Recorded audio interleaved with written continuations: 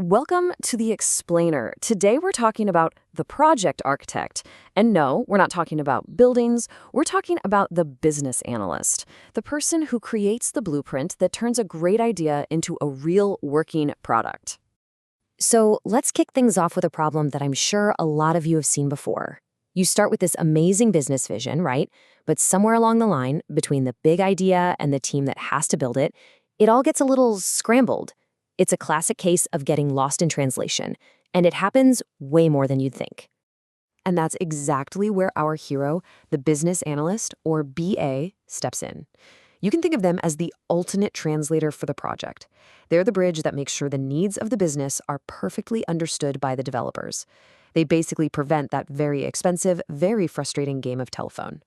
Yeah, the BA really is the project's architect. And just like a real architect, they don't start by drawing up plans for walls and windows, or in this case, writing code. Nope. They start with the most critical and, let's be honest, the most complicated part of any project, the people. I mean, before anyone even thinks about writing a single line of code, the BA's #1 job is to map out the entire human landscape. Who is this project actually for? Who's paying for it? And who's going to be affected by it? Getting this part right is the foundation for absolutely everything else. So that leads us right into this super critical phase, stakeholder analysis. And this is so much more than just making a list of names. It's about really understanding the complex web of people, their interests, and their influence on your project. And listen, you have got to get this right. The stakes are sky high. Because if you miss a key stakeholder, or you misunderstand what they need, you're pretty much setting yourself up for failure. Incomplete requirements, endless rework, and a project that just drags on forever. So who are these stakeholders? Well, a stakeholder is pretty much anyone with a dog in this fight. And the list is almost always longer than people realize. It's not just the project sponsor and the final customers. It's managers, developers, suppliers, regulators. Heck, even your competitors can be stakeholders. Okay, so now you've got this massive list of people, and that creates a huge problem, right? You can't give everyone the same amount of your time and attention. How in the world do you decide whose opinion really matters, whose feedback is absolutely critical, and whose is, well, just noise? You need a system. And luckily, there's a really smart tool for this. It's called the power/interest matrix.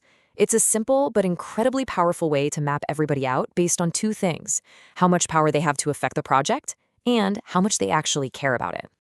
Now, this is where it gets really cool. This simple grid sorts everyone into 4 buckets. Take a look. Up in the top right, you've got your CEO or the main project sponsor. They have high power and high interest. Makes sense. But then you have your end users. They might be super interested but have less direct power, so you just need to keep them informed. And what about a regulatory agency? They have a ton of power but might only be interested in one specific compliance piece. This map literally tells you how to communicate with each group.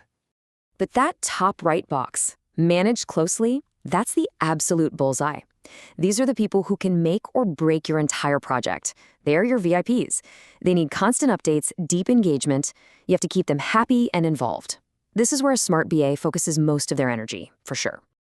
All right, so we've got our human landscape mapped out. We know who to talk to and how often.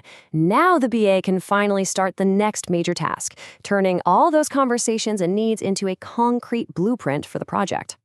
This usually starts with 2 key types of documents. First is the business requirement document, the BRD. Think of it as the what. It's the whole story, the big picture. Like, we need to build an online store.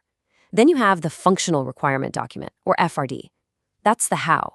It dives into the nitty-gritty of one specific process. Like, here's exactly how the credit card payment function needs to work. In a more modern, agile world, we often break these requirements down even smaller into what we call user stories. And the best user stories follow this really handy acronym, INVEST. It's just a checklist to make sure every little piece of work is independent, negotiable, valuable, estimable, small, and most importantly, testable. But here's the thing, words on a page can be tricky, right? A requirement you write might mean something totally different to the person reading it. So to make sure everyone is literally on the same page, BAs use visual models to create a kind of universal language for the project. And a fantastic tool for this is BPMN. Don't worry about the long name, just look at how simple it is. It's basically a standardized flowchart. A circle is an event, like start or end, a rectangle is a task, a diamond is a decision point. It's so simple, but it means a business executive and a software developer can look at the exact same diagram and know precisely what's going on. And check this out, it gets even better. BPMN uses these things called pools and lanes to show who is responsible for what. In this example, you can see the clear handoff between what the patient does and what the doctor's office does. There is zero confusion about who does what and when.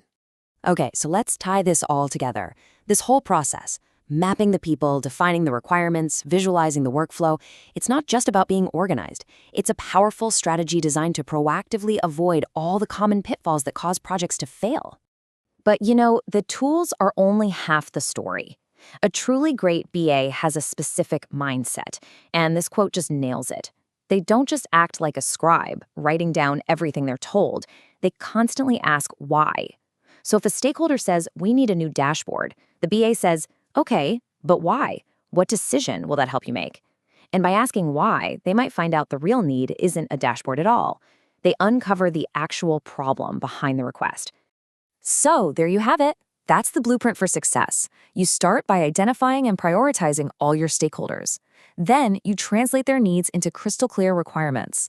You visualize the workflows to get everyone aligned, and through it all, you never, ever stop asking why to make sure you're actually building something that matters. Which really just leaves us with one final thought. I mean, think about it. You would never dream of constructing a building without a detailed architect's blueprint. So the real question is, are your projects being built on that same solid foundation, or are they just built on a bunch of assumptions and a little bit of hope?